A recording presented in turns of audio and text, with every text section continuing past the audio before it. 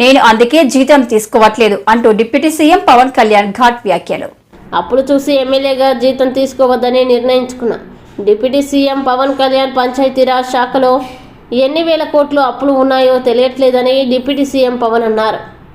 పిఠాపురంలో పింఛన్ల పంపిణీ కార్యక్రమంలో మాట్లాడుతూ జీతం తీసుకొని పనిచేద్దాం అనుకున్నా కానీ శాఖలో డబ్బులు లేకపోవడం, వేల కోట్లు అప్పులు చూసి ఎమ్మెల్యేగా జీతం వద్దని చెప్పా. క్యాంప్ ఆఫీసులో మరమ్మతులు ఏమైనా చేయాలా అని అడిగితే వద్దన్నా. కొత్త ఫర్నిచర్ కొనొద్దు, నేను తెచ్చుకుంటా అని చెప్పానని పేర్కొన్నారు. జనసేన వెన్నుదన్నుగా నిలబడ్డ ఈ కూటమి ప్రభుత్వం భారతీయ జనతా పార్టీ ఆశీస్సులు, కేంద్ర నాయకుల ఆశీస్సులతో నిలబడ్డ ఈ ప్రభుత్వం. నువ్వు చప్పలు కూడా నచ్చిందా?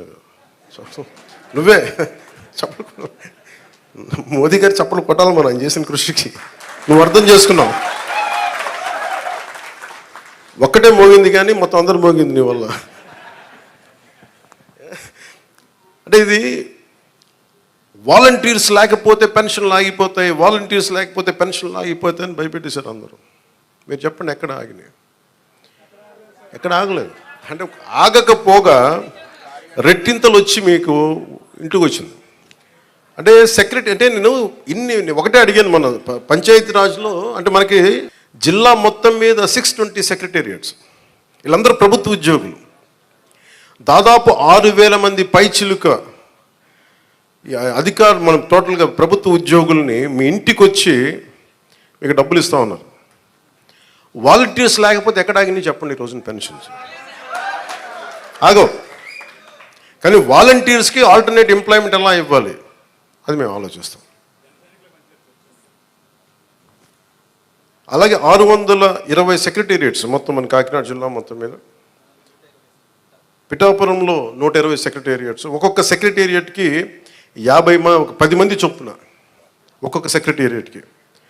అలాగే ఒక పిఠాపురం దాదాపు 1000 మంది పైచిలకు ప్రభుత్వ ఉద్యోగులు ఇంకా అదనంగా అవసరమైతే వాళ్ళతో కూర్చొని గతంలో 3 రోజులు 4 రోజులు ఇచ్చాడు. అలా కాకుండా ఈరోజు పొద్దున 6 గంటలకు మొదలు పెడితే ఈరోజు రాత్రికి దాదాపు 100% అయిపోవాలి. ఒకవేళ 1-2 ఎవరైనా లేక ఇళ్లలో లేకపోయినా, ఇంకో పరిస్థితుల్లో ఉండకపోయినా రేపు అయిపోద్ది.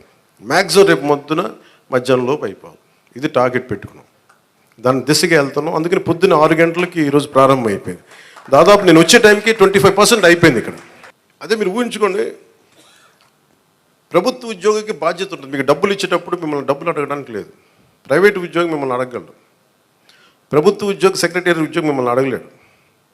ఒకళ్ళు అడిగితే మీరు చేస్తుంది it will become an accountability, జవాబుదారీతనం. పలానా ఉద్యోగి వచ్చి అడిగాడని అక్కడున్న మా కూటమి నాయకులకి ఎవరికి ఒక్కరికి చెప్పినా, లేదంటే సంబంధిత అధికారులు చెప్పినా, ఎందుకంటే మీ కష్టం అది. మీ ఒళ్ళు నలిగిపోయి లేదంటే మీ వెన్నెముకు వంగిపోయి రావాల్సిన వృద్ధాప్య పెన్షను దాన్ని దోచుకోవడం నిజంగా తప్పదు. అలాంటి పరిస్థితులు ఏదైనా ఉంటే అలా ప్రభుత్వ ఉద్యోగులు చేస్తారు, నేను అంటలేదు. 1-2 పరిస్థితులు ఏదైనా ఉంటే దాన్ని కూడా మీరు గ్రీవెన్సెస్లో కలెక్టర్ గారి దృష్టికి తీసుకెళ్ళండి. జనసేన, టీడీపీ, బీజేపీ నాయకుల దృష్టికి తీసుకెళ్ళండి. ఎవరైనా సరే ప్రభుత్వం కోసం పనిచేసే ఎవరి దగ్గరికైనా సరే మీరు తీసుకెళ్తే దాన్ని వెంటనే దాన్ని కరెక్ట్ చేసే బాధ్యత మేము తీసుకుంటాం. ప్రతి ఎంప్లాయీ దగ్గర ఈరోజు పొద్దున్న నుంచి కనీసం ₹1,00,000 ఉంటుంది. ఒక కాకినాడ జిల్లాలోనే 6,000 మంది దగ్గర ₹1,00,000 ఉంటుంది. ₹1,00,000 క్యాష్ డిస్ట్రిబ్యూట్ చేస్తారు. ఇది అకౌంటబిలిటీ. ఎవరి చేతుల్లోంచి వెళ్ళదు, ఒక ₹100 వెళ్ళదు లేదు.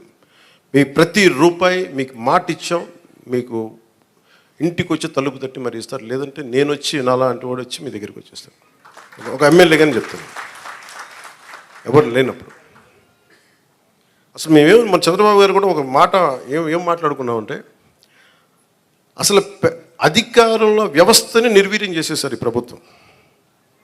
ప్రభుత్వ ఉద్యోగుల్ని, వ్యవస్థల్ని నిర్వీర్యం చేసేసింది. మేము వ్యవస్థల్ని మళ్ళీ బలోపేతం చేయాలనుకుంటున్నాం. ఆ వ్యవస్థల్ని బలోపేతం చేసే భాగంలోనే వారికి బాధ్యత ఇచ్చాం. వారు ఈ రోజున మీకు ఇంటింటికి వచ్చి తిరుగుతూ ఉన్నారు. అలాగే ఐపీఎస్ కానీ, ఐఏఎస్ కానీ, రెవెన్యూ కానీ. మనం చూసారు సివిల్ సప్లైస్ మన జనసేన పార్టీ నుంచి వచ్చిన మనకి మంత్రి శ్రీ నాదెండ్ల మనోహర్ గారు ఎన్ని వేల టన్నులు పట్టుకున్నారో మీకు తెలుసు. ప్రభుత్వానికి చెందాల్సిన అవి మన ప్రజలకు చెందాల్సిన రైస్ అది. మేము మాట్లాడుతున్నప్పుడు అందరూ ఆ రోజు ఎంతమంది నమ్మారు? ఖచ్చితంగా కానీ ఈరోజు మేము వాస్తవంగా చూపిస్తున్నాం, మీరు మా మీద పెట్టుకున్న నమ్మకాన్ని మేము చూపిస్తున్నాం. గోడౌన్లో ఎంత రైస్ ఉందో చూడండి అక్కడ. ఎవరి డబ్బు అది? ఎవరి డబ్బు అది? ఇప్పుడు మీరు అడుగుతూ ఉన్నారు మీరు గోవిందరావు గారు, మన డబ్బు అది. మీకు అర్థమవుతుందా? మీరు ఎవరు వ్యక్తులు నాకు అనవసరం. నాకు అది అంటే మీకు డబ్బు సంపద పెరిగితే మనం డబ్బులు ఇవ్వగలం. సంపద లేకుండా కూర్చోబెట్టి ఇండివిజువల్స్ రిచ్ అయిపోతున్నారు. ఇక్కడ వ్యవస్థల్ని చంపేస్తున్నారు, వ్యక్తులు పెరుగుతూ ఉన్నారు. వ్యవస్థలు పెరిగి డబ్బు ఉంటే తప్ప మీరన్న కాదు 40 కాదు 1,00,000 మందిలో డబ్బు ఇవ్వగలం. మేము దానికోసం పనిచేస్తున్నాం. కొంత మీరు పెద్ద మనసుతోటి మాకు మీ ఆశీర్వాదం కావాలి.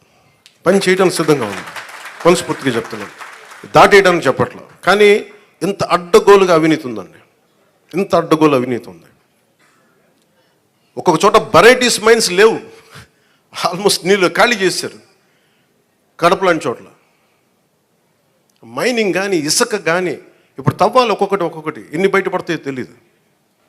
గత ప్రభుత్వం నేను చెప్పాను మీకు, ఇది విండిక్టివ్ గవర్నమెంట్ కాదు, ఇది కరెక్షన్ గవర్నమెంట్. ఇది తప్పులు ఎవరు చేసినా కరెక్షన్ చేస్తాను తప్ప కూర్చోబెట్టి సాధించడానికి మేము లేవు. అందుకే మీరు చూస్తే మేము ఎక్కడ కూడా కూర్చోబెట్టి వాళ్ళు ఎన్ని మాట్లాడుతున్నా వ్యక్తిగతంగా ఎందుకు మాట్లాడమంటే వీఆర్ ప్రో పీపుల్, ప్రజల కోసమే పనిచేసే ప్రభుత్వం ఇది. మేము విండిక్టివ్గా ఉన్నాం, మేము దాంట్లో నేను ఎక్కువ. కానీ అలా అని చెప్పి మీ తప్పుల్ని దాయం మేము. ఇప్పుడు మీరు రైస్ దాచేశారు, మీరు అక్కడ మీ గోడౌన్లో, దాన్ని బయటికి తీస్తాం. దానికి సంబంధించిన వ్యక్తులు మీరు తప్పు చేస్తే దాన్ని భరించండి. మరి దాంట్లో మేము దెర్ ఇస్ నో కాంప్రమైజ్. ముఖ్యంగా ప్రతి చోట్ల కీలకమైంది కనీస రక్షిత మంచినీరు, కనీస సౌకర్యాలు, రోడ్లు కానీ మౌలిక వసతులు కానీ ఇవన్నీ బాగుండాలి. దానికోసం ముందస్తుగా వెళ్తున్నాం. కేబినెట్ మీటింగ్లో మాట్లాడుతున్నాం.